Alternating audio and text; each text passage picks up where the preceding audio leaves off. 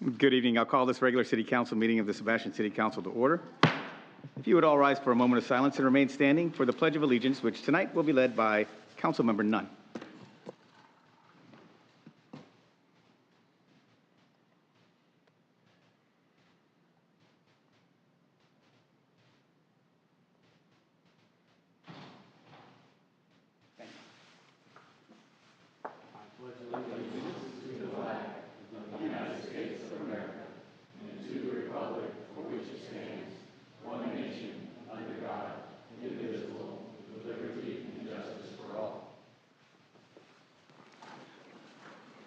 Roll call, please. Mayor Hill. Here. Vice Mayor Jones. Here. Councilmember Dodd. Here. Councilmember McPartland. Here. And Councilmember Nunn. Here. Thank you. Council, do you have any agenda modifications this evening? All right, hearing none, I have 5 proclamations to give, so I will be back up momentarily. Mayor Hill, before you Yes, walk sir. down the street, I understand that under brief announcements this evening, one of the 5 people up here has a birthday today. And so I don't want to pay the royalties to sing happy birthday, but I'd like to kind of wish the mayor a happy birthday today, if everyone would like to do that. Happy birthday. Thank you very much. Exception to the clapping rule. Okay. Thank you. I'm glad we got that out of the way. Now let's get Yeah. to business. Thank you, Ed.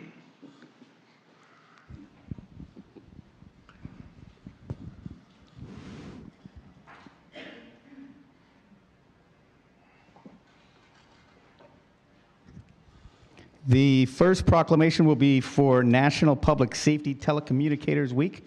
Will, Joanne?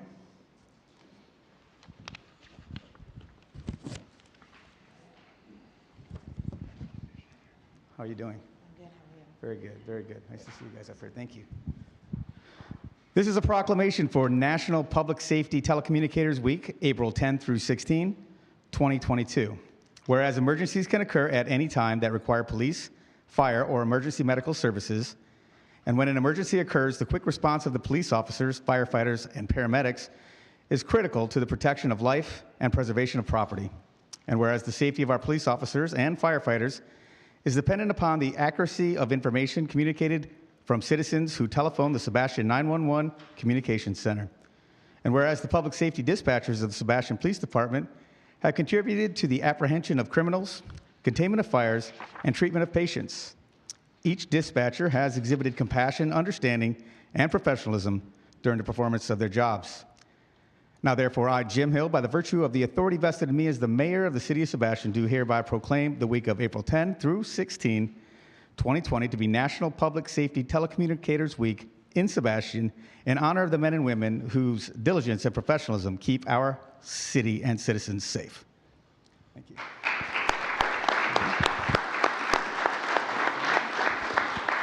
We just want to say thank you for recognizing the job that we do in order to ensure the safety of our citizens. Thank you. We appreciate you very much.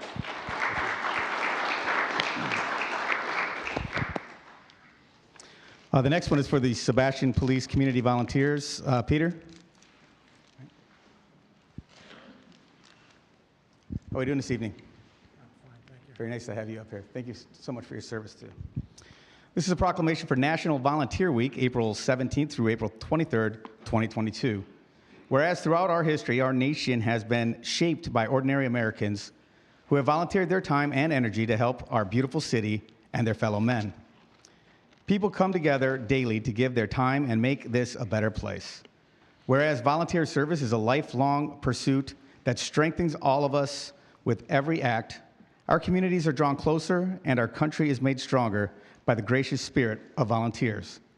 And whereas today we express our sincere gratitude to the many City Hall and Police Department community service volunteers who contribute thousands of hours of their time to make our city operate smoothly and keep citizens safe. We are all richer for their presence.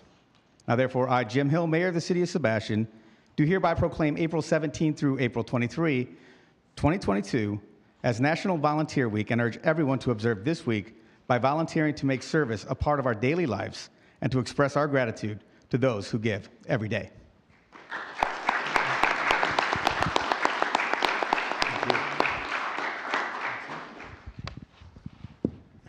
On behalf of the volunteer unit of the Sebastian Police Department, Mr. Mayor, thank you very much. Council members.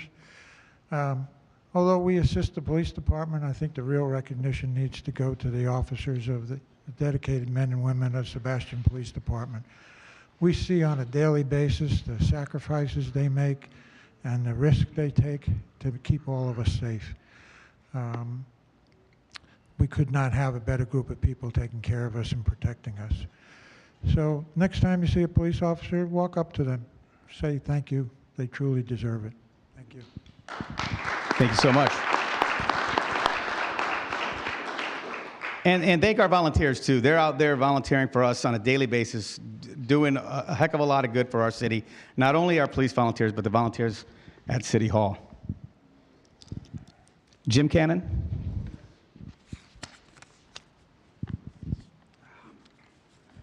Should have brought my water down here, but I didn't, but I'll still get through this. It's okay. So this is a proclamation for Water Conservation Month, which is April 2022. Whereas water is a basic essential need for every living creature, and whereas the state of Florida, the water management districts, and the city of Sebastian work together to increase awareness about the importance of water conservation. Whereas the city of Sebastian and the state of Florida have designated April, typically a dry month, as Florida's Water Conservation Month to educate citizens about how they can help save Florida's water resources. Whereas the city of Sebastian has always encouraged and supported water conservation through educational programs, social media outlets, and special events. Now, therefore, I, Jim Hill, Mayor of the city of Sebastian, do hereby proclaim the month of April as Water Conservation Month in Sebastian, Florida, and call upon each citizen and business to help protect our precious resource by practicing water-saving measures and becoming more aware of the need to save water. There you go. Yes, sir. Thank you, sir. Yeah, absolutely. Mayor, Council, thank you so much for your willingness to issue the proclamation. You know, these proclamations are a really good tool just to sort of highlight the issue of water conservation. When we talk about it, it's a big issue. Water conservation, water quality, I mean, that's something that impacts everybody across the state. Fresh, clean drinking water is kind of vital to the way we live every day. So again, this is a great tool to kind of underscore that it doesn't take much on the part of an individual to really make a difference if we get enough people on board with this. You know, wash your car less, turn the water off while you're brushing your teeth. I mean, it's change your sprinkler system. I mean, these are all things that we've heard for years, right? Even starting when we were little kids. It's really simple measures that can make a difference, and we need to in this state. So I appreciate it. Okay. Thank you, sir. All right. Thank you. Kim?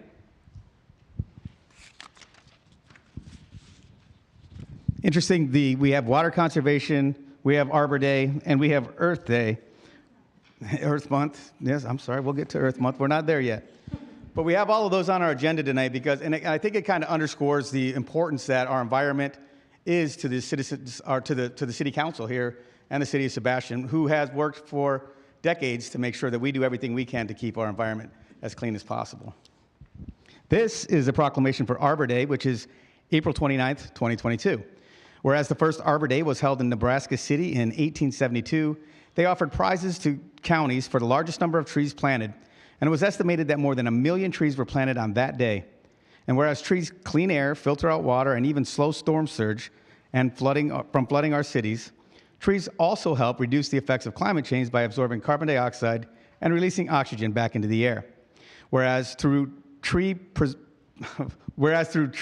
preservation actions, the city has been awarded the Tree City USA designation for 20 consecutive years and the Tree City USA Growth Award for 4 consecutive years. These awards demonstrate our efforts to protect the valuable resources to enhance our quality of life. Now, therefore, I, Jim Hill, Mayor of the City of Sebastian, do hereby proclaim April 29, 2022 as Arbor Day in the City of Sebastian and urge all citizens to protect our trees and nurture our relationship with our natural resources so that we may continue to enjoy a thriving, livable community. You're going to go after that one? Okay. Kim gets 2 tonight. This is a proclamation for International Earth Day, April 22nd, 2022. Whereas we continue to live through the COVID-19 pandemic, we are reminded of the extraordinary importance of maintaining a clean and healthy environment. And whereas the global community faces challenges such as health issues, food and water shortages, and economic struggles, we all have an obligation to preserve the Earth's beauty and its resources. Whereas the City of Sebastian has chosen to participate in this global movement by adopting a Sustainable Sebastian initiative, which strives to protect our natural resources while balancing the social needs of our community. Now, therefore, I, Jim Hill, Mayor of the City of Sebastian, do hereby proclaim April 22, 2022 as International Earth Day and encourage all to celebrate the Earth and join the City of Sebastian's Natural Resource Board at their Earth Day event in Riverview Park on April 23rd, 2022. There you go. I just like to take this opportunity to thank the council for their support in all of our Sustainable Sebastian initiatives, which Earth Day and support for Tree City USA falls under. In particular, that just over a year ago, we came to City Council and we brought a 5-year implementation plan for Sustainable Sebastian that had 55 tasks on it. And I just did an audit today, and we've either started or completed at half of those tasks already in 1 year. So we're moving right along. And we couldn't have done it without City Council's support. And as we celebrate the first year, a super successful first year of our Sustainable Sebastian initiative, I'd like to also invite everyone to come to our community event at Riverview Park on April 23rd, Saturday, at 9 a.m. to 4 p.m. We're going to have live music. We have great governmental and non-governmental organizations providing outreach, and then we're full for the first time ever. I filled up last week, and I had to cancel. Tell people that we were booked and they could go on a wait list, and that has never happened. So I think it's going to be one of the biggest ones we've had. So we look forward to it. Thank you very much. Appreciate it.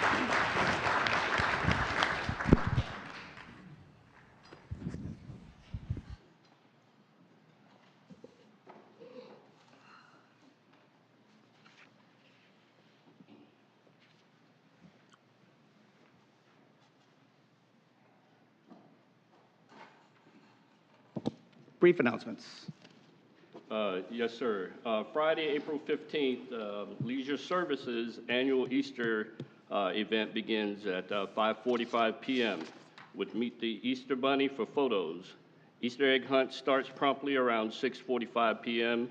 Our Sebastian Police Department will have a movie night out pop at 7:30 p.m. All of this is at Riverview Park. On Saturday, April 23rd, we talked about that, our Natural Resources Board Earth Day at Riverview Park. That weekend, we will also be putting more oyster mats on the pylons along the river. So anyone wants to come out and help with that, bring your waders or your swimming out attire or whatever you need to get in the water with. So also, Saturday, April 23rd, there's a paper shredding and electronics recycling event, and that's going to be Cav Court parking lot at 9 a.m. to noon. Also on Saturday, April 23rd, spring cleaning drop-off at Barber Street Complex. So you want to spring clean some stuff from your house and don't want to go to the dump, take it over to the park on Saturday, April 23rd from 9 a.m. to noon. That's it for the announcements. All right, thank you, Council. Does anyone else have any announcements they'd like to make at this time? All right, seeing none, we'll move on to public input. At this time, we invite anyone from the public who wishes to bring something forward to this council. Anything you would like that is not already on the agenda. Yes, ma'am. There's a 5-minute time limit. Excuse me.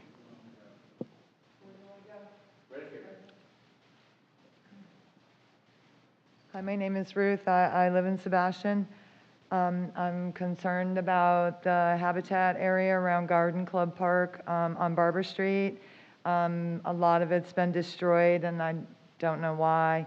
Native trees and bushes they've been mowed down. There again, I'm not sure why. The waters were chemically treated, as well as bioenzymes were put in there to kill the grasses and the lily pads, which the animals live underneath. I don't know why all the wildlife that lives there, there's bunnies, there's, lots of wildlife that lives there. FP&L has used the pond to clean their equipment on the easement, putting their oil and gas, whatever, they're cleaning their machinery with that. The reason they're using the pond water to fill up their trucks to bore their holes into the ground because they're burying the lines is because they can't get permits from the county to use the fire hydrants to pay for the water that they need to do that job. So they're told to get it from whatever pond they can. We have a family of sandhill cranes that go up and down the street every day. Their nesting areas, it's gone now. And now the mom's gone too. So I know it's just one family of sandhill cranes, but if we could just leave some section for them, for the animals. I understand that they're taking, they took a lot of the cabbage palms down, and they destroyed a lot of the pine trees behind there, and I see that you have them all out here, and I know that, palm trees aren't native to Florida, that's what I've heard, but y'all keep them nice, and they look really good, and birds do land on them, and I don't know why that they were taken out of the park. And you're taking all of this out. From what I understand, there will be no money to replant anything native until October, when that will come into budget. And then you'll discuss about replanting at that park. So I don't have a degree, but I know what I see, and it's just, I hope that something can be done.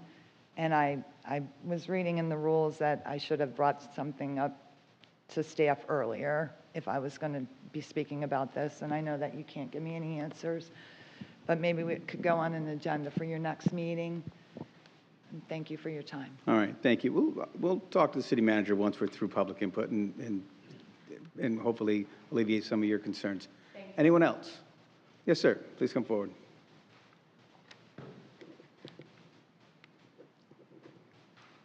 Excuse me, I don't move that well. It's okay. I hope you can understand me because I don't have my teeth in. They're being relined, okay, at the dentist. All right. I'll try to be clear and precise about everything. I'm going to reiterate probably a couple things that this lady over here did. I'm going to give it to you. My name's Mr. Talent, Tallant. I live at 561 Biscayne Lane on the park. Okay? I live exactly right there. Okay? Now, what I understand about this park, and I spoke to Brian from Park and Rec several times last year before October about the fact that they were wanting to put in a walking path in that backside. It's also to my understanding they didn't know it existed, that backside, until probably around 2018 or even maybe a little earlier than that, when one of my neighbors got the city to clean the park up back there a little bit in 2018. They stopped abruptly and never came back. It took them a long time to even mow it, to start mowing it on a regular basis like they should have, because it's part of the park property. They mow the front, but they don't mow the back.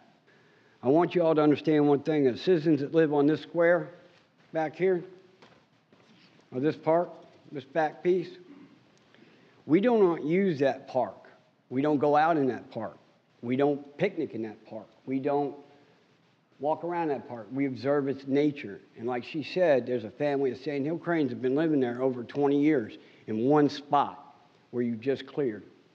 Okay? It has a baby of 4 months right now. Okay? When you guys start bush hogging its habitat where it was nesting, now one of them is missing. Okay? I've already made calls into the biologists of the county, Fish and Wildlife, Florida law enforcement. Okay? I'm sure you guys gotten the phone calls today because Brian and a few other people kind of reiterated that to me over the phone and through some other communications, that somebody is being spoke to by these agencies in this city as of today. One of them cranes is missing. That's a protected species. in this state. You can't hunt it like Texas and Tennessee, okay? Just like red-tailed hawks are a protected species in this state. You can't cut a tree unless you get a permit that a hawk's nesting in. This city violated that last year with ABC Tree Company that they hired to come in, or FP&L hired to come in to do the tree line along the power lines inside that park, when they knew that they're getting ready to be put underground. And they're being surveyed today in this city and being done as we speak. They went and trimmed a tree with a hawk on it that was nesting and cut half its nest out just about. They were told to stop and get a permit. They did not. I came to this meeting, I came to one of these meetings, Park and Recs, and I specified that, okay? Now, on top of that, you didn't get a permit to clear that land for that walking path as far as clearing sandhill crane environment, you know, where they live, where they nest. You have to get a permit before you touch any of that stuff. You have to verify it. Well, I told you guys last year that they were there and they're still nesting and they're having babies. You guys failed to look and investigate it. You failed to take your other agencies, your environmental people that were out there today. I got video of everything. I got video of them destroying that habitat with a bush hog. Did you know the sandhill cranes mate for life? Did you know that their babies don't leave the mama until 14, 15 months? Mama's missing. And I blame you guys. I blame the city of Sebastian for that mama missing. And right now, as we speak, Papa and Baby are still looking for Mama in that same spot. And while they were working today, Papa and Baby were walking around that rig looking for Mama. Mr. Talent, you have about 1 minute left. Say again? You have about 1 minute left. That's fine with me. Okay, thank you.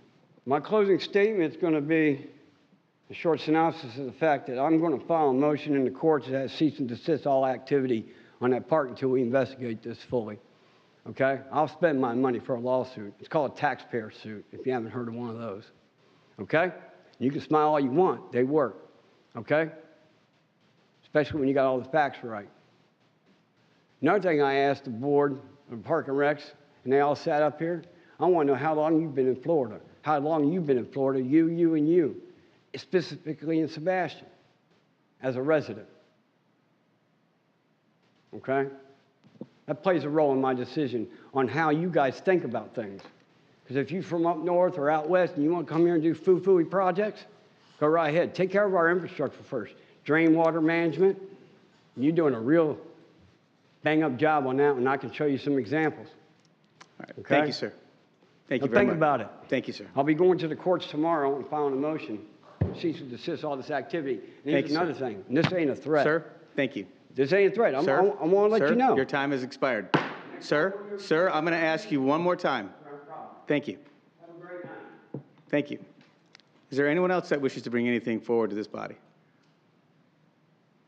Yes, ma'am.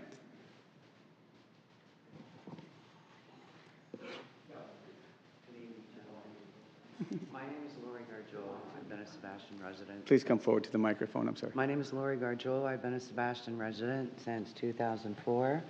This is one of my neighbors, Donna Gaskin. We're here because we got a new neighbor.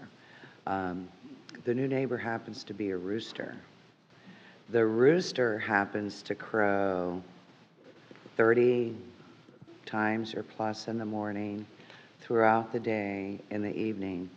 Both of our homes are our sanctuary. I have a teenage daughter.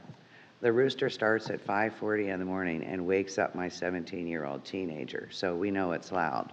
So my request to all of you gentlemen would, I'm respectfully requesting that we review the Code of Ordinance, Section 1829 for the City of Sebastian.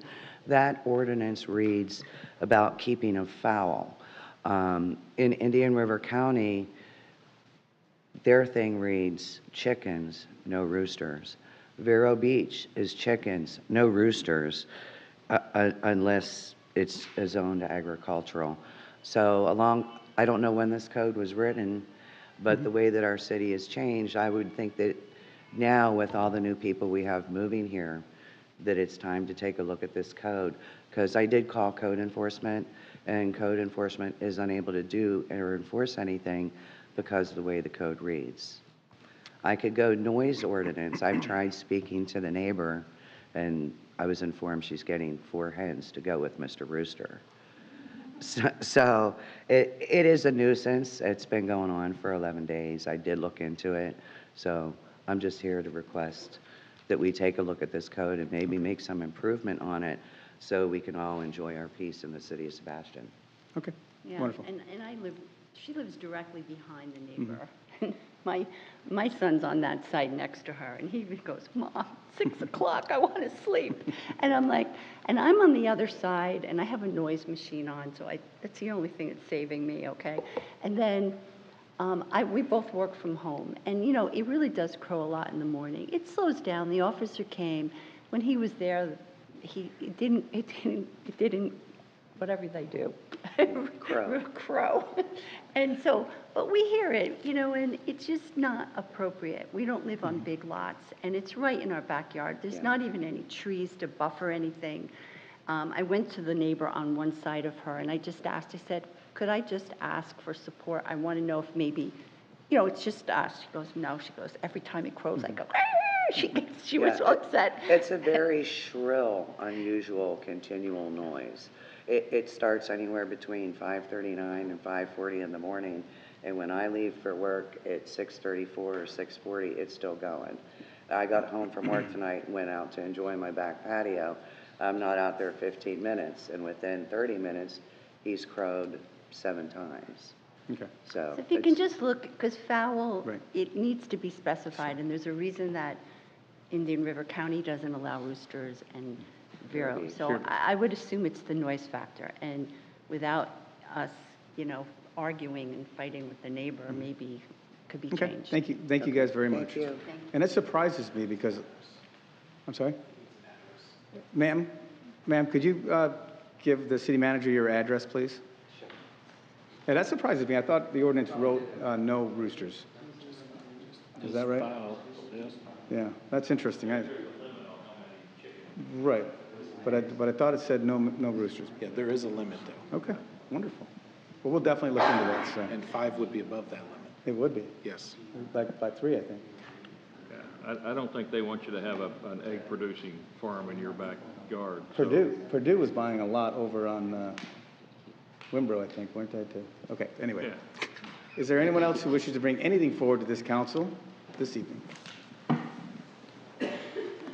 All right, seeing none, we will move on to the consent agenda. Council, what's your pleasure on the consent agenda? Mayor Hill, I'd like to pull item B. Item B, anyone else? Looking for a motion, please. Mr. Mayor, I'd like to make a motion to approve the consent agenda, items A, C, D, and E. Second. Got a motion and a second. All those in favor signify by saying aye. Aye. Opposed, same sign. Motion carried. Thank you. Councilmember Dodd. Okay, item B. I had a conversation with the city manager earlier this week about that item. I was concerned about an issue that happened on the Gardenia ditch and the possibility that that particular ditch might cause some problems like a swimming pool deck did in Gardenia and cause us to have to pipe that thing. So I believe he might have an answer for me. I have some explanations, and one is when I first came to work, I made a rule that we weren't going to abandon any more easements on canals if that block had not already had easements abandoned for pools to try to curb this back. This particular one is in the middle of a block where there's been 3 adjacent to it that have had sections of the easement abated.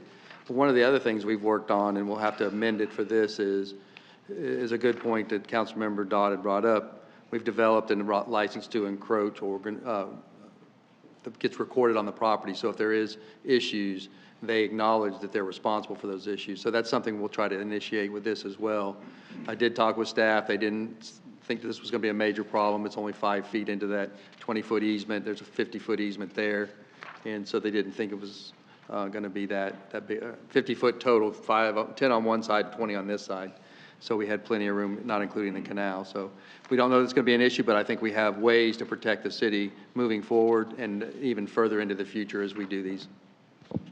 Okay, and there's a pool, I think, 2 houses down that would be in the same situation. And this is also not on one of the main canals. It's not a main canal, Right. but it is pretty substantial. I remember when I looked at Google Earth, I didn't think so, and Councilmember Dodd said, you might want to go out and look at it. And it is a pretty substantial flowway. It's not like the Elkham Canal, but it's a pretty substantial flowway that stays wet for a pretty good amount of time. So we need to keep an eye on that. Well, as long as we're protecting ourselves from getting caught in another situation like we did on Gardenia, I'm satisfied with that. So I'll move approval of item 8B. Second. Any further discussion by council? Does anyone from the public wish to discuss Resolution R 22-11, abandonment of a rear easement at 287 Caravan Terrace? All right, seeing none, roll call, please. Vice Mayor Jones. Yes. Councilmember Dodd. Yes. Councilmember McPartlin. Yes. Councilmember Nunn. Yes. And Mayor Hill. Yes. Motion carries. Thank you. All right, thanks, council. That moves us to item 9, committee reports and appointments. We have Police Pension Board of Trustees, a formal appointment of Mr. Paul Rivas as the 5th member. Can I get a motion? So move. Second. Any further discussion? All right. All those in favor signify by saying aye. Aye. Opposed, same sign. All right, thank you. Any other reports from any of the committees? Oh, Mr. Mayor. Yes. Me and Mr. Dodd, we were at a Metropolitan Planning Organization meeting this morning. Yes, sir. And they have the visioning plan that they've been working on. Now, me and Mr. Dodd have known about this visioning plan since way before it started, but I guess some in the community are saying they have no idea that this visioning plan was going on. So they're looking, we're going to be extending the time frame. They were looking at coming May 11th, I believe. We're looking at extending probably a month. And they're looking for a venue in different parts of the county. And of course, Mr. Dodd wants to, you know, we both do, if the Sebastian Chambers, they could open up and maybe at night, because they were looking for some nighttime frames and then some afternoon time frames, because this is the time to put in what you vision the county looking like over the next, 20 to 30 years, what your plan is. So the meetings that we had and had the people come up and discuss the visioning thing that was taking place live publicly in these chambers wasn't enough information to the people. There's other people who are like, they didn't know. Right, No of matter course. what you do, Right. however we advertise, there's still that segment population that says they didn't know about it. Right. So, council, I have no problems with staff arranging with them.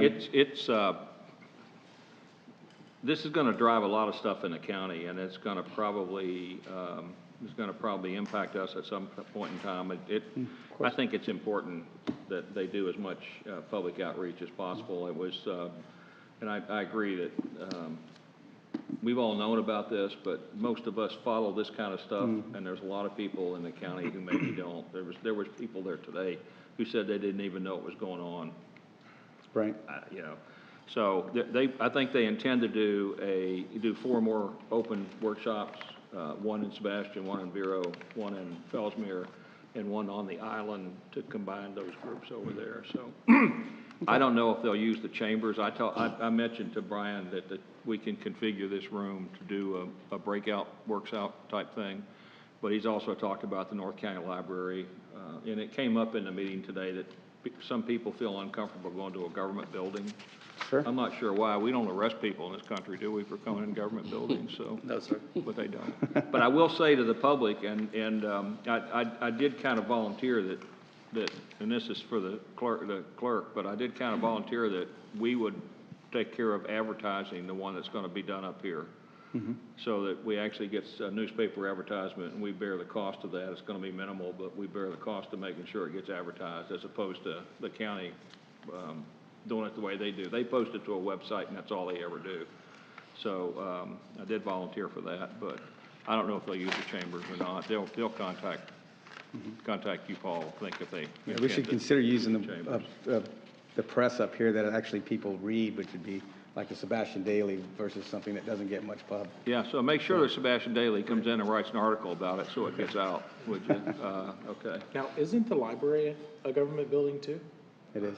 Yeah, but libraries are treated a little different, than that. They are really good. But I will say, please, don't hesitate to come to this session and let your voice be heard. Definitely. Because this is, what they're talking about could be a major change in the county. Well, one of the things that is fact and that everyone has to understand, that just because the county or the MPO comes up with a visioning plan does not make that law, nor does it require a municipality to follow that plan in any way. That's So there doesn't take any autonomy away from the municipalities. No. In any way. No, it takes no autonomy away from the municipalities, except that if we try to do something, then we end up getting into a battle with the county over their comp plan and their visioning plan and why we're not following it. And there has been comments made about how can the MPO get the municipalities to buy into the vision. So I don't know what's going to happen with that, but there's been comments about that. Somewhat reminiscent of when Mr. McPartland was I think he was chairing the MPO when the 750 plan was going through and we had Right, and that some all other. got shut down. And these meetings are also, they're on Zoom, as well as the prior meetings, they have the tapes of what happened and what was discussed. Okay, thank you. So if we could get, try to work with the MPO staff to try to figure out if they want to have a meeting up here.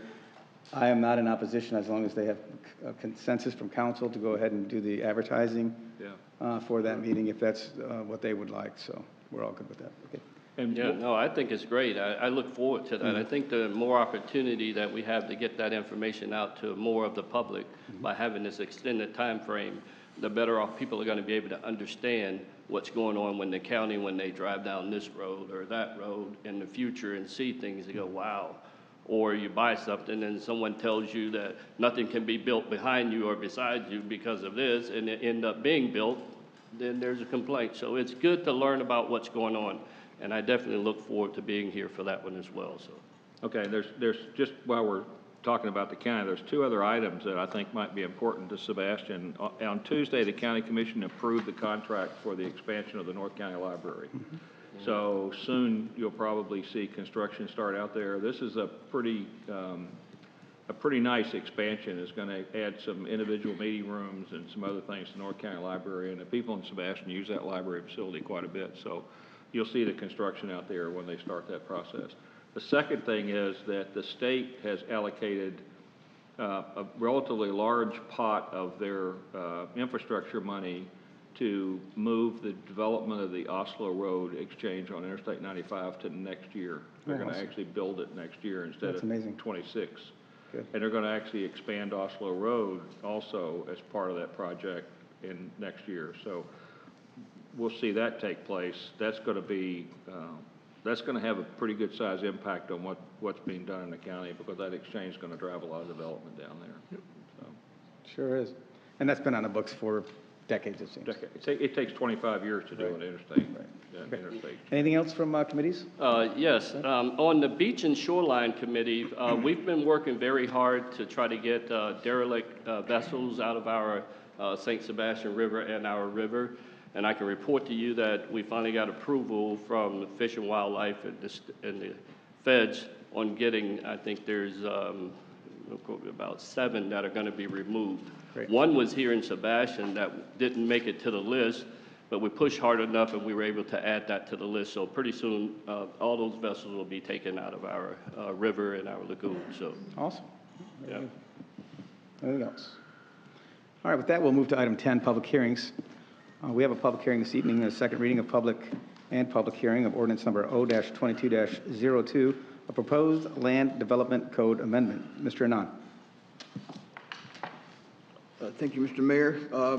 This is an ordinance of the City of Sebastian, Florida, amending Land Development Code Section 54-3-9.4, criteria for concurrency and final development orders by providing for a new section relating to school concurrency, amending Land Development Code Section 54-3-9.7, criteria for adopted level of service standard, open paren, LOS, close paren, related to recreation, amending Land Development Code Section 54-3-9.8, criteria for methodology for determining demands on concurrency facilities pertaining to recreation, amending Land Development Code Section 54-3-9.9, criteria for determination of available capacity relating to parks and recreation facilities.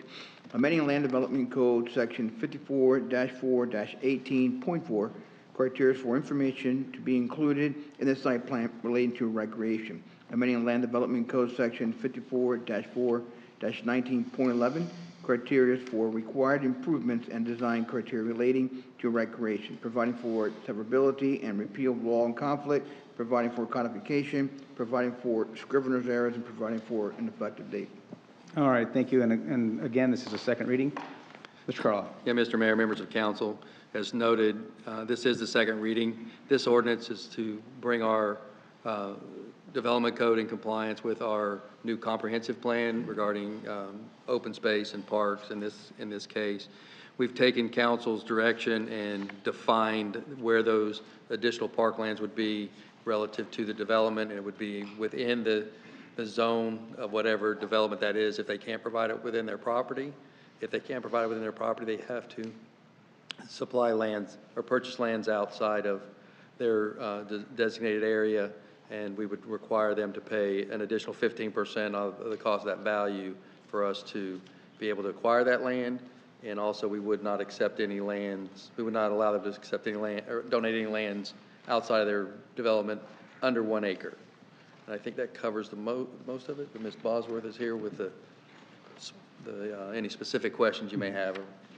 Yeah, I think that pretty much covered all of the concerns that council had at the last reading. So, is there anyone from the public who wishes to speak on ordinance number O-22-02?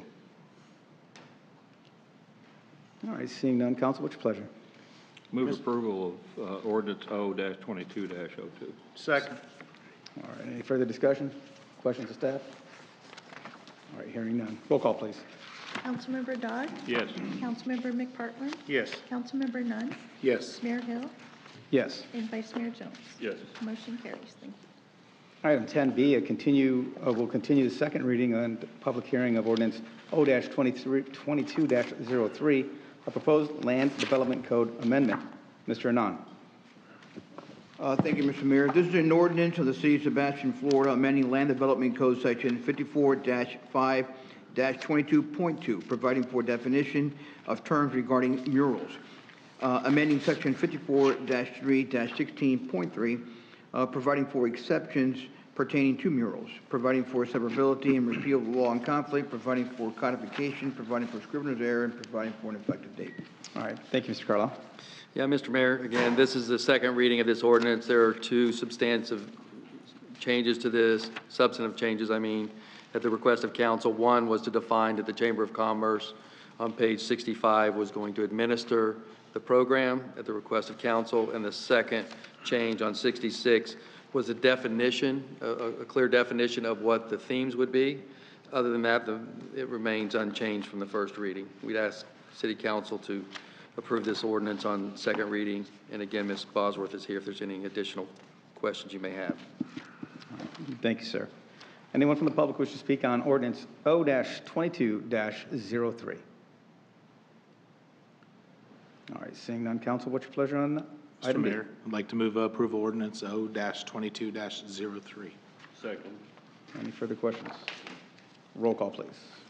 Councilmember McPartlin? Yes. Councilmember Nunn? Yes. Mayor Hill? Yes. Vice Mayor Jones? Yes. And Councilmember Dodd? Yes. Motion carries. Thank Thank you. you. Item 12, new business 12A, approve Aaron's Company's chart change order number 5. Mr. Carlisle. And Mr. Mayor, this is an unforeseen change, although we may have been able to anticipate it somewhat, but the cost of materials are daily at this point. And this project was budgeted, and we were right at the very edge of budget. There wasn't a lot of contingencies. And so we purchased as many materials as we could, including a building, concrete, to offset some of those costs with the tax savings.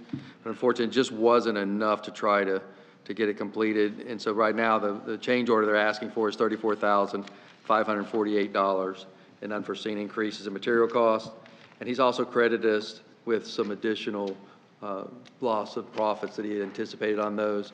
So I think this is a fair compromise. In my meetings with Mr. Aaron's company, and I know Jeff Sabo's been, our new airport manager, has been in discussion with him, and I know Scott Baker prior to his leaving, helped get us to this point, and I think that this is not an unreasonable request, and I'd ask council to approve it. Okay, thank you. Just so everyone knows, it's within 2% of the original budget. You know, we don't ever like to have movement on those things, but certainly the cost of products have gone up across the globe over the last year. So, anyone from council, you have any questions of staff? Or what's your pleasure on this item? I move approval of the change order number 5. Second. Anyone from the public wish to speak on change order number 5 to the Aaron's Company? All right, hearing none. Questions of staff, council? All right, roll call, please. Councilmember Nunn, Yes. Mayor Hill, Yes. Vice Mayor Jones. Yes. Councilmember Dodd, Yes. and Councilmember McPartland. Yes. The motion carries. Thank you. All right, council, request to move the August 10th meeting. In the request, it states that we could move it to the last Wednesday of the month, which would be the 31st, which would be 1 week after the 24th meeting, right? How about if we cancel the August 10th meeting, and then on the 24th, if we feel we have to have a meeting on the 31st, we can call it? That's right up the alley of kind of what I was thinking. Yeah. I mean, unless there's something that we just can't get done or that needs to be done, and we could call a meeting for the 31st and, you know, put the parameters on it such that we can handle what we need to. Yeah, I think that makes sense. I mean, we're not going to be dealing with Is there a budget issue with that? That's my Right. big note here is there a budget consideration with that? That's just after we get our numbers from the property appraiser, so we might be okay with that, but we'll let you know if there's anything pressing. Yeah. Because the trim's in July, so we're safe. Yeah. So why don't we just cancel it, and at the city manager's discretion, he could call that meeting. Yeah. You got to look. Mr. Nunn. You look puzzled. No, I was looking, because I see the man that handles the money's verifying. Right. Well, you know, I mean, the fact is, at any time, a meeting can be called, so we always have to keep that in mind. But, you know, if we cancel a meeting, we can call it for that same day or any other time, as long as we give plenty of notice. See, he needs a paper calendar. He does. We could have one of those dreaded special meetings, you know. We could. I've been wanting to call one. Oh, have you? Okay, then you get to call it if it needs to be. Mr. Carlisle? So it was a CIP presentation on the 24th, but we can move that to the first meeting if we need to. I'm sorry, on the 24th? We had a budget presentation of the capital improvement program to the city council on the 24th, but we can. Well, we can still do that. We're going to have. We're going to meet meet the 24th. We're canceling the 10th. I'm sorry, the 10th. Oh, there was a CIP, so just good. move that to the 24th. And We're good. We're good. Okay. We're good. Then anyone from the I'll public? place a motion on the floor that we cancel the meeting on the 10th and that that the city manager at his discretion can call a meeting for the 31st if he needs to. Second. All right, very good. Anyone from the public wish to speak on this? All right, seeing none, roll call, please. We could do that with a voice vote. I'm sorry. All those in favor signify by saying aye. Aye. Opposed, same sign. Thank you. Moves us to item 13, city attorney matters. Mr. Anand. Thank you, Mr. Mayor. We have a little, I give a little small packet that I sent to you and put before you. We have a section in the law, which I also gave you guys all a copy of, which is section 47.651, which draws an exception to the Sunshine Law, specifically dealing with negotiations, and which we are about to begin, effective right around June. The language specifically says, all discussions between the chief executive officer, in this case would be your city manager, of the public employer and or his representative, which would be the negotiating team, and the legislative body, of course, which is council. Relative to collective bargaining, all those meetings shall be closed and exempt from the provisions of 286. For this reason, at this point, city manager, myself, city attorney, what we're requesting is we hold an executive collective bargaining meeting, a date to be determined, a time to be determined, so that we can sit and discuss the upcoming wages and specifically the implementation of this compensation benefit plan. With that, I have several other comments that I can make, but I'll leave it up to council if they want to do it now or subsequently we can come up with a date. If it's all right with council, I would like to go ahead and schedule, if it's possible, next Wednesday, the 20th, to go ahead and have this meeting. Are we ready that quick? Wednesday, the 20th at 6 p.m. I do have some documents which I do want to share in lieu of this negotiations. Those documents also by statute are considered to be confidential and exempt, and I will be sending it to all council members, which I would like for you to review them before we have that meeting, so keep that in mind. Thank you. I think that, I quite frankly think this could be a couple hours because there's a lot of information that we have to go through. And there's going to be a lot of discussion. Each five of us may have our own opinions on how to move forward on this. So I think we should give ourselves plenty of time. I don't want to do it in conjunction with another meeting specifically for that reason. And I think if we just pop it on the 20th next week, we'll be just fine. So we're good? Starting what time? 6 o'clock. 6 o'clock. Okay. So we're all set there. Go ahead. That should be sufficient time to post it? Okay, I have no problem. Okay, and you're going to get the other stuff to us relatively soon, so we have a chance to. Yes, hopefully by tomorrow. Okay. If not, then I'll give it to you. Okay. It's a little slow. All right, what else you got there? I have nothing further other than last time the directions I got from council, I already advised on the dog issue with the ADA dealing with service dogs. I already advised leisure services what they can or cannot do, and also in that email, the police department is aware of it. No one has contacted me, so I assume the law is pretty clear. Also, we've met with several council members already, and I know city clerk has been working on amending some of the stuff for the upcoming budget. I mean, I'm sorry, not budgets, the boards. So I'm hoping probably in a couple of weeks, probably in this month, we can at least present you something for your review, and then we'll take it from there, including also a special magistrate, which is what you guys brought me. Other than that, I got nothing further. All right, thank you very much. Mr. Carlisle. Yeah, just letting everyone know, I know it's been on the news, hurricane season's right around the corner. Take advantage of this on the 23rd, taking debris to the Arbor Street Park and getting it out of the way so that if we, God forbid, we have a storm, we don't have to deal with that. And other than that, that's all I have, unless the council has questions for me. I'd like to, if you could expand on that a little bit. I have that under my notes to have a discussion on it. Not really much of a discussion, but just that there was some concern about the Garden Street Park this evening. If you could just let us know what the city's doing there. So our responsibilities as a park, and who actually owns that park. It's a city park, which means everyone in the city, all citizens are owners of that park, if I'm not That's mistaken. correct. That park has been in the city's ownership. It was donated to the city many years ago.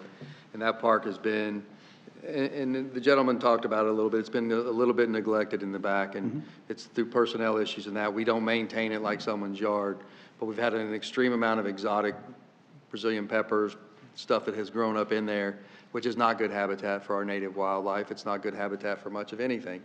There's also drainage swells and easements that go through there that we need to open up to in preparation for hurricane season. And one of them actually is on Rose.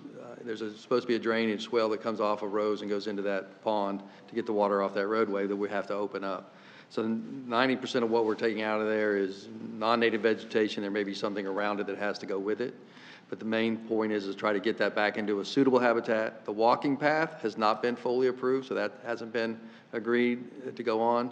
You know, we've got tremendous amount of housing development going on. There's lots being cleared on this park for houses to be built. And we have to make sure that water course is open and free flowing.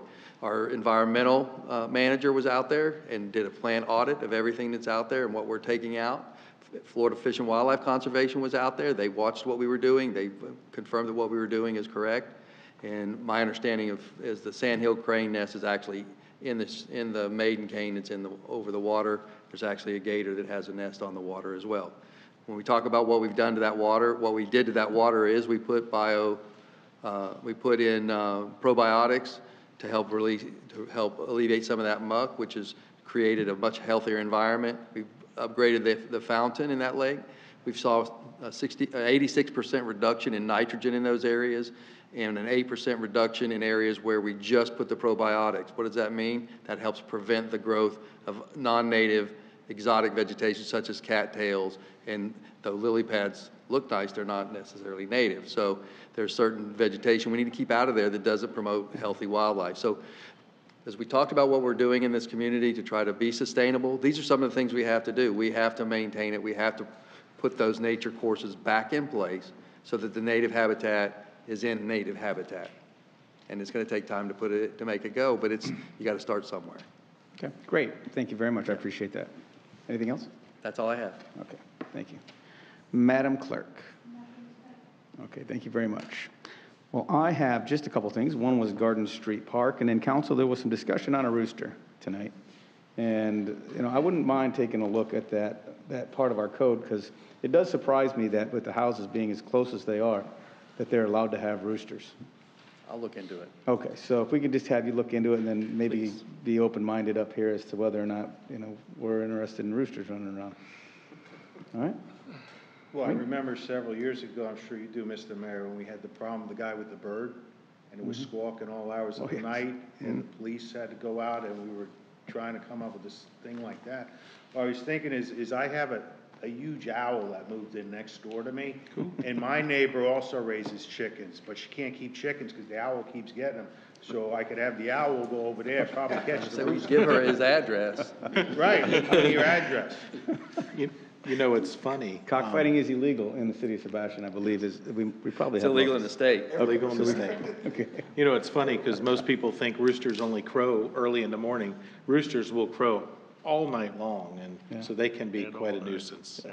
I was somewhat surprised by that, so, all right, that's all I have. No, I look forward to that. I think we could probably need to take a look at that and say chickens or hens, that's it, or whatever it takes. I don't know. But a rooster is something else. I grew up on a farm, I know, I can tell you, so. We will definitely take a look at it. All right, thank you very much. Report back to you all. I appreciate that. Vice Mayor Jones. Do you have anything to bring forward to us this evening, sir? No, sir. All right, thank you. Well, Councilmember McPartlin does. Yes, I was thinking about, and I'm sure you gentlemen received, I've gotten a lot of emails the last couple of months, plus I get some phone calls, especially it seems from elderly residents having trouble making rents or the mortgage. And I was actually, I sit on a lot of nonprofit boards, and some, especially the Treasure Coast Homeless Services Council, we can make a donation to them with restrictions specifically for Sebastian residents. They have money at certain points of each and every month, but it typically runs out very quickly. So if they call up, if we had somebody who needed some rental assistance in Sebastian or trouble making a mortgage, they would hold it specifically for them. So if you're interested, we go a little further. I mean, I'm not looking for a lot of money, but we have people, especially, I've probably gotten at least probably a dozen emails from residents right around here who live in some of the low-income housing, and their rent has been increased $100. And $100 may not be a lot to you or I, but $100 makes a huge difference in these individuals' lives. And I mean, we just recently did the point-in-time count for homeless people, and unfortunately, and a large population is becoming single elderly women. They found an 86-year-old woman living under the bridge in Fort Pierce, and that's because she was priced out of a house and wound up homeless. So, I mean, I'm typically not in favor of government given to charities. However, there's a difference between, I think, the government giving to maybe a church or something like that and other entities. I do believe that we do provide funding for some charities, charitable organizations. Is that correct? We don't have that I call any charitable organizations charitable organizations. We have memberships that we belong to. Correct. I don't believe we do any charitable organizations Okay, currently. that's right. So our memberships cost us money on a board in every county. The Executive Roundtable, for instance, we provide funding because of our membership allows us to provide that funding. So that's just me. I don't know. Is there any thoughts from any council members? Yeah, let me, Mr. Mayor, we had a grant program at one time for rental assistance, and we had, 2 people applied for it or something like that? Are those funds, have those funds been redirected again already, or is there? They've expired, and we had about 26 people apply for rental assistance during the COVID. That was CARES Act money. Yeah, it was CARES Act money? And that was a monster to manage. Yeah, okay. I mean, personally, if an organization like the one that Councilmember McPartlin was talking about had a Sebastian resident that came to them for assistance, and they were to approach the city, I don't know that I would have an issue if it's manageable for us to provide some funds, but it would be something we'd have to set up a set of rules on how to manage to do that. I'm also, I think I agree with Mary Hill too. I'm not a person who likes this public-private boundary being breached very much, because then you start getting into the question as to, you know, where you're spending the tax money and all that kind of stuff. But, Yeah, and my concern is even greater than that. It's who's controlling these organizations. Yeah. Because you don't want government being in control of the organizations that do a hell of a lot better job of getting these funds out than government can. So that's my main concern with it. So I don't know what you're asking for, sir. Well, what I would say, the Treasure Coast Homeless Services Council, the lady who runs that has run it for, I don't even know how long, but she's looked at as the expert for HUD and federal guidelines and everything, and auditing that money to the T. What happens is sometimes when I'm getting the emails, I turn them over to her, but they might be out of money for that month. But if those people lived in Sebastian, she could take a donation and it would be specific restrictions for a Sebastian resident. So there would always be that pot. So if someone approached any of us and they couldn't make their rent or their mortgage this time, and I'm not talking people that are asking me for a huge amount. It just seemed that the community right over there by the post office, I've gotten probably 5, like I said, 5 to a dozen emails because the rent got raised I believe it was $110. And that's a lot. I refer them to the same place, but then they may not have money until the following month. And then they hit them up the following month and seeing where they are hitting up if they have the money. It seems to me that structurally this would have to be done through the budgeting process, where there would have to be some sort of a pool or bucket of funds that would be utilized for something like this, rather than to on a case-by-case basis to just, I suppose we would have to go to the reserves for the funding. Right. Well, I was looking, you know, a few weeks ago, we came into some, I guess you could say, found money almost. You know, I was looking at a little staple, but if there's no buy-in, I understand that as well. Mr. Mayor, if I could. Go ahead. Mr. McPartland, do you know if the Treasure Coast Homeless Services Council receives money from the county? They receive some money. Okay. I mean, my concern would be we have Sebastian taxpayers possibly saying we're already paying taxes to the county and we're already giving money towards these organizations. Do we really want to be double taxed on giving to the same organization? You know, I understand and completely hear what you're saying and understand the concern. I just look at it from a tax base of people that are struggling as well. And, you know, maybe it's not that much more money, but there are people out there on, you know, I don't know. To come up with money, you have to get it from somewhere. And at the end of the day, it's got to come from the taxpayers. So that would be my concern, is double dipping on taxes for them. Yeah, I would think we would, I don't know, maybe we get the lady that runs that organization to sit down with Paul Carlisle and decide if there's some way they can put together something specific to that organization's mission and the citizens of Sebastian, because I'd almost want to see a proposal of some kind. Of course. In order to step forward on this. I'm not necessarily opposed to this, because I do know that rents have gone up, in some cases, $300 a month. Oh, You know, people are really suffering right now, and we're not. State of Florida's not doing a whole. Well, no state is doing a whole lot to help people through that. So. But I wouldn't mind maybe asking the city manager to meet with them and talk about whether there's something that can be put together that he would feel comfortable bringing to the council before we make any kind of decision like this. No, of course. I don't think Mr. McParland's asking for a decision tonight. I think just kind of the feel of the council.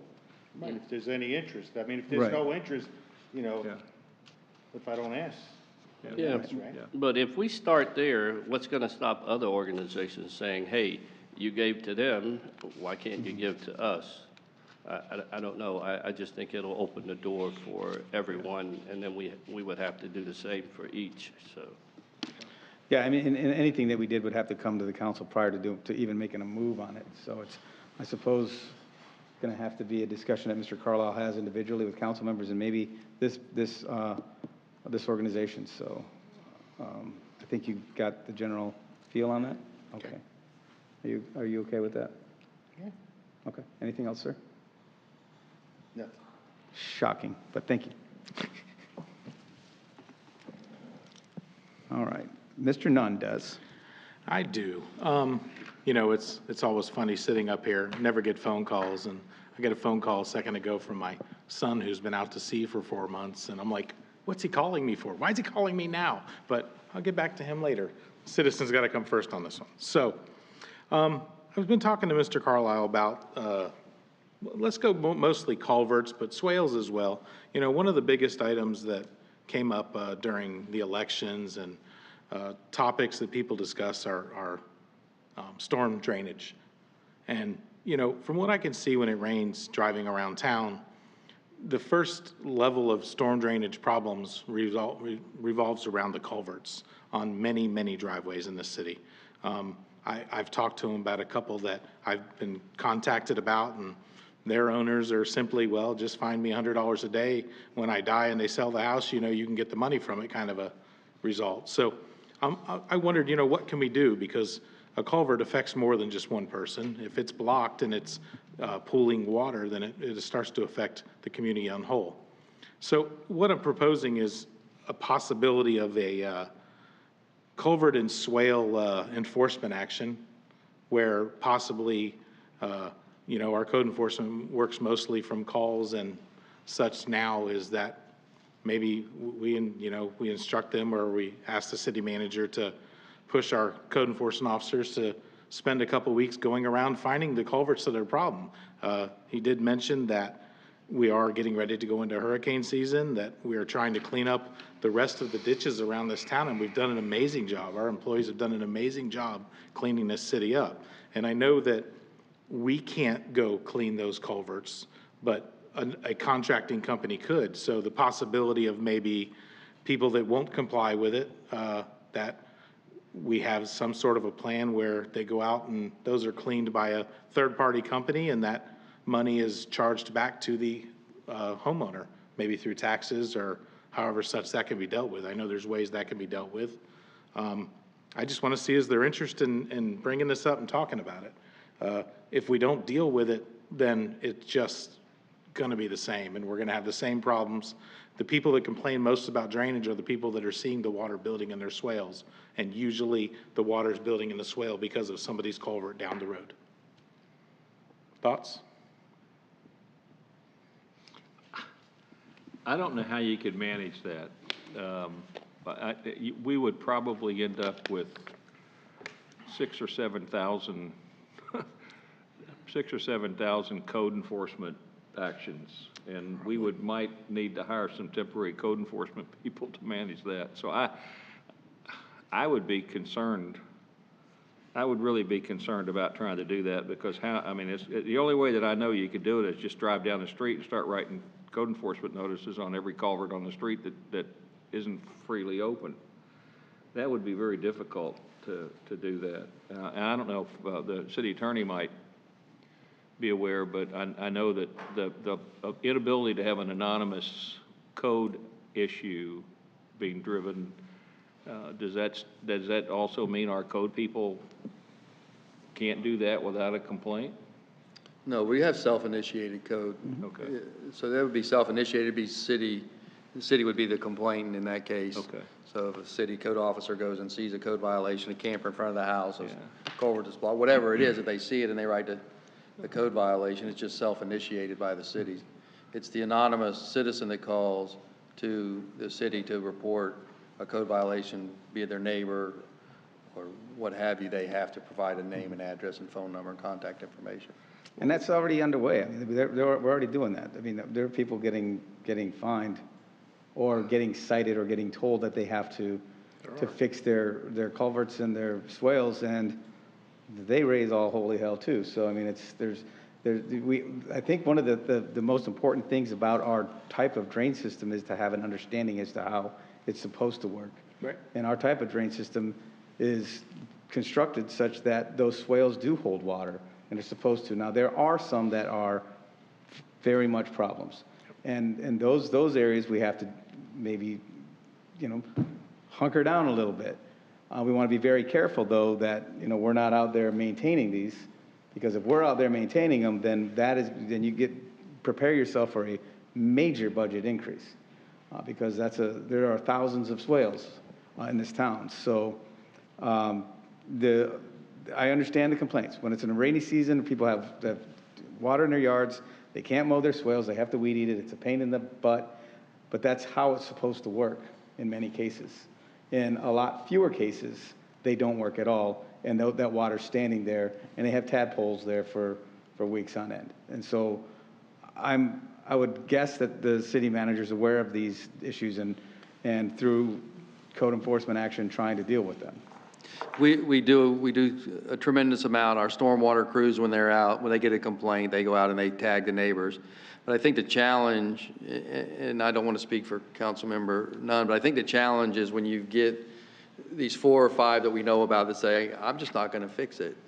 And the city is not going to go spend the tax dollars to fix something that someone is supposed to be in charge of maintaining. So we've talked to the city attorney, and we've kicked it around even when Jim Stokes was here about looking at maybe putting a ordinance in place where it's a special assessment. If the city has to go in and repair it because it's for the public good, it goes on your tax bill. It doesn't sit there for 20 years. Well, how is that any different than mowing someone's lawn that is too long, and which we do?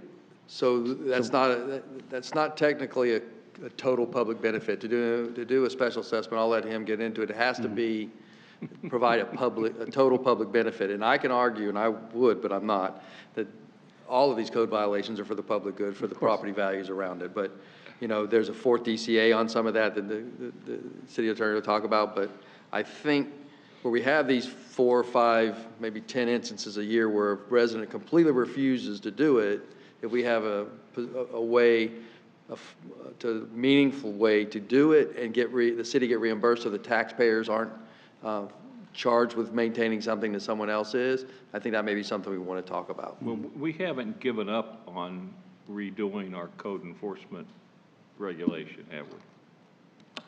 That's been on the books. I think I brought that up 4 years ago, and I think council agreed to do that, and it's been on the books since Jim Stokes was here.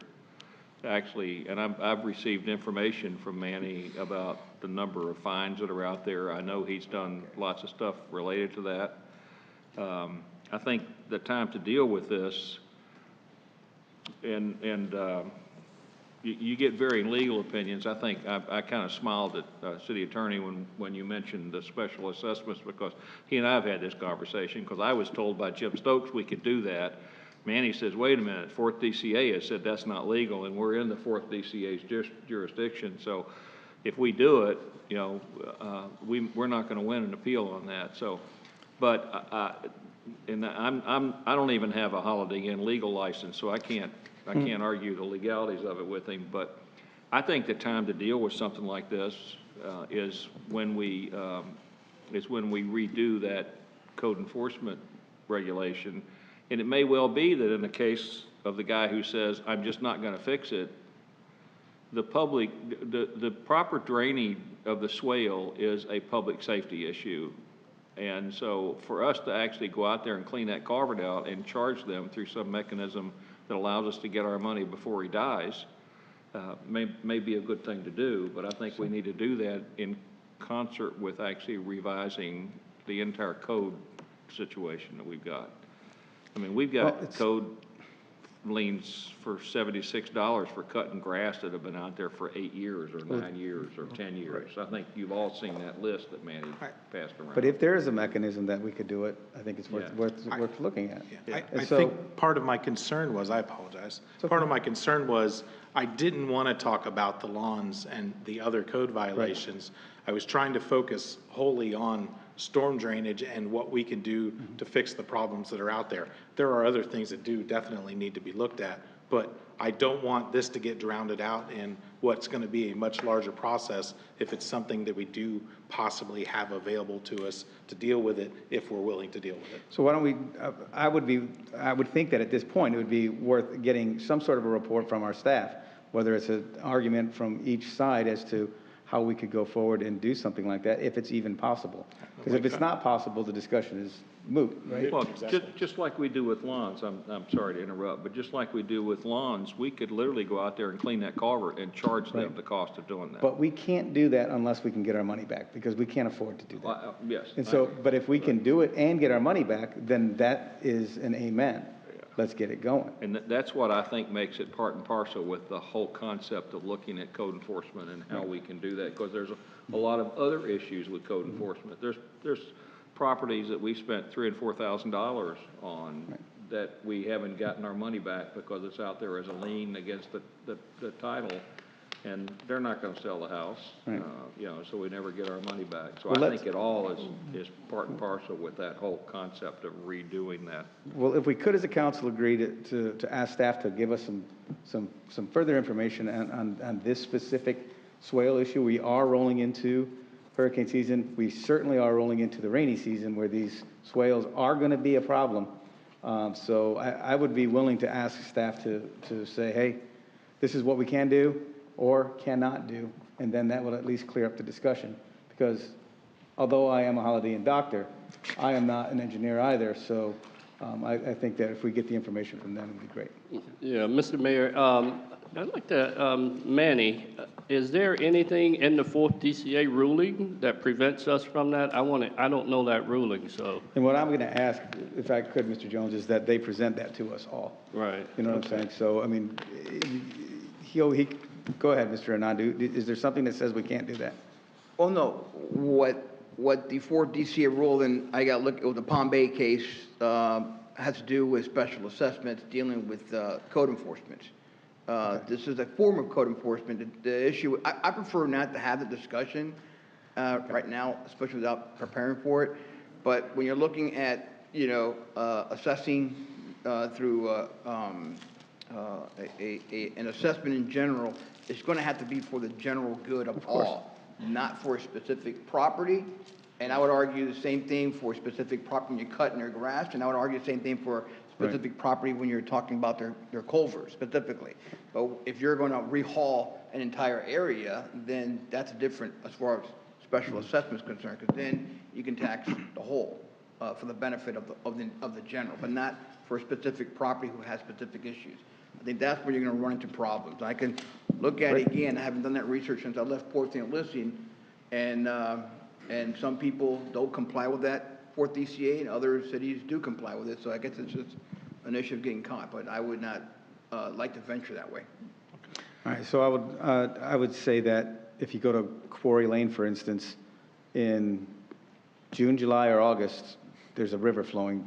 They're not even flowing, just basically sitting there in the entire street. So I think that it does go toward much bigger than just a mowing the lawn issue. So I'd like to see some staff comments on that, if that's okay with council. I don't have any issue with the staff coming back and comments about this. I just, sometimes if you break a bigger problem into small pieces, you never go after the bigger problem. And that's my concern, is I firmly believe that we have a bigger problem with the way and I'm not talking about the code enforcement officers, they do a great job. I'm talking about the way we handle after that happens. Mm-hmm. We have a bigger problem that we need to deal with that covers a lot of things, and but I don't have any issue with this. We're going to know Quarry Lane. We're probably going to find that Quarry Lane is in the middle of is in the bottom of a hole. There's a creek that runs through there. And that when we do it, this stormwater master plan, when it's done, you're going to be able to look at that and find that it's probably the lowest spot within 20 blocks, and that all the water in 20 blocks flows to Quarry Lane. Mm-hmm. And that we may have to put a hole in the ground and put a pump in it to get that water out of there, you know. So, but if that's what it takes, then that's what it takes, and the city's committed to doing that. So I don't have any problem personally with asking them to look at this culvert and swale issue. It's just part and parcel with several things that we have to deal with from that regard. Okay, thank you. Mr. Nutt, anything else? No, sir. All right, thank you. Mr. Dodd, do you have any other concerns? Oh, no, I'm very happy to be here. Thank you. All right, thank you very much. There being no further business, we are adjourned.